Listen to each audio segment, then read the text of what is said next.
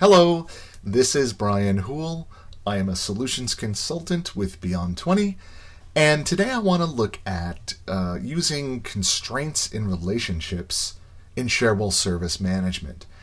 Now, usually when we set up a relationship in Cherwell, we're adding the ID or the record ID of one record and storing it in a field in the other in order to create the relationship. So we're sort of auto-populating that key. What I want to look at is ways to use relationships that don't use that auto-populate. Rather, we're just relying on constraints to create useful relationships between records. And to illustrate this, I'm going to use this sort of versioning feature I did on Knowledge Article. So what this does is it allows me to create versions of knowledge articles by copying them. And basically what we're doing is just creating a chain of copied articles. So here I have version 2, and I have version notes I can enter in here. We'll say this is version 2. And then I also have an Other Versions tab on Knowledge where I can see, okay, this is my knowledge version, this is the ID, and so I can create a sort of audit trail or history relationship between copied versions of this knowledge article. So I'll go ahead and save that. So all I have to do really is I can open up my task pane, I'll create a new version. It prompts me to retire the current one, I'll just say no. And here it's created another version, and now I'm on version 3, whereas before I was on version 2, and version 2 is right here. So it allows me to kind of go back in my history. So how do we do this? Well, what I don't want to do is create, well, I could create a chain of relationships so that one copy references the record ID of the previous copy, and that is one way to do it. But I wanted to do something different here. So what I ended up doing, I'm going to go into my admin tool here, and let's create a new blueprint. Is that I created my relationships using only constraints. And if you go into your incident object in your out-of-the-box content, you'll see the same thing. If you find your incident relationship where incident links similar incidents, here it is, and we edit that guy, you'll see that this is exactly what's going on here. There's nothing's being auto-populated. And what we're doing is just using constraints to find records with the same service, same category, and that are all open and that are not the same record. So if you want a model, that's a good model to look at. So what I'm doing here, though, is in my knowledge article, I'm just chaining these together by creating a source version.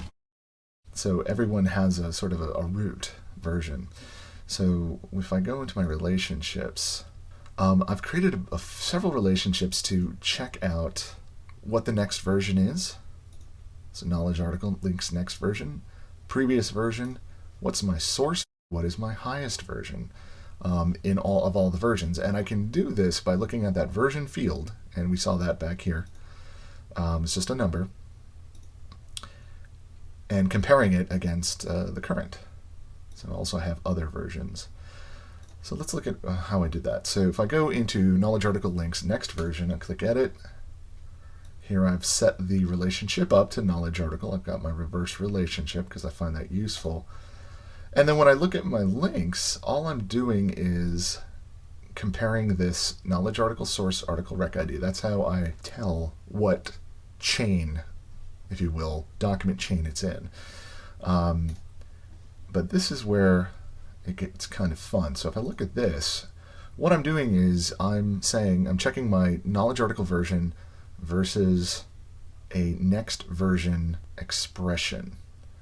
So in other words, this expression is run on the parent. This is comparing the child version field here.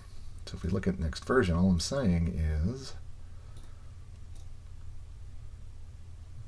knowledge article version +1.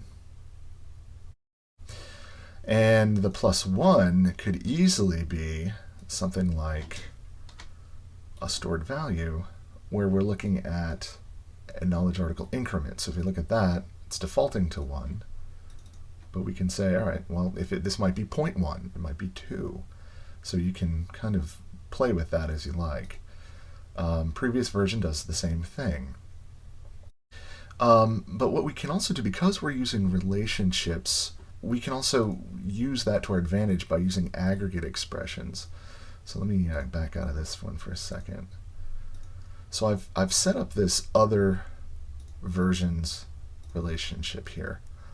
And if I go into links, what this does, again, we're looking for that source article rec ID, which determines which version chain we're in. And we're also looking to say, okay, but this article does not belong here. So in other words, I'm saying show me every other article in this chain excluding the one I'm currently on. So I have that one. And then I can also get the highest version through an expression. So I'll use that other versions expression in an aggregate. So what I'm doing is to say, all right, I'm looking at my knowledge article version again, and I want it to be greater than the highest other version here. And that's where I use an aggregate expression on my other versions relationship.